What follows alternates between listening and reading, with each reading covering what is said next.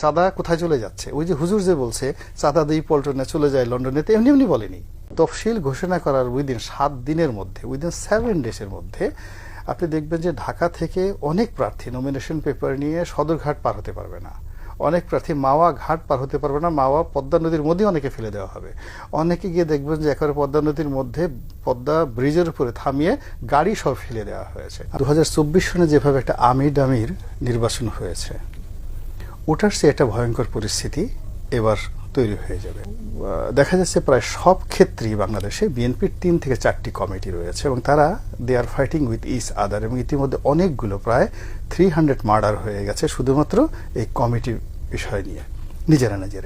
24 আর এবার মধ্যে ডিফারেন্স ছিল যে 24-এর অ্যাডমিনিস্ট্রেশনটা 100% শেখ হাসিনার নিয়ন্ত্রণে ছিল, এখন সেটা নেই। ধরেন বিএনপি ক্ষমতা আসলো, তো প্রধানমন্ত্রী হবেন কে? তারেক রহমান সাহেব, বিএনপির কথা মতো। রাষ্ট্রপতি হবেন কে? আমরা এখনো জানি না। আচ্ছা, স্বরাষ্ট্রমন্ত্রী কে হবেন? লুৎফুজ্জামান বাবর না মির্জা আব্বাস? আপনি 60 জন মন্ত্রী বের করেন তো বিএনপির লোক থেকে, আপনি কি করে আশা করবেন যে এই 60 জন লোক এই বর্তমান এই সমস্যাটা সমাধান তারা করে ফেলবেন ক্ষমতা পাওয়ার সাথে সাথে, যারা এই দলটাকে 15 বছর ঠিক মতো করতে পারেননি, আর গত 1 বছরে তারা এই দলের কোনো নিয়ন্ত্রণই রাখতে পারেননি। চাঁদা কোথায় চলে যাচ্ছে? ওই যে হুজুর যে বলছে চাঁদা দিয়ে পল্টনে চলে যায় লন্ডনে, তো এমনি এমনি বলেনি।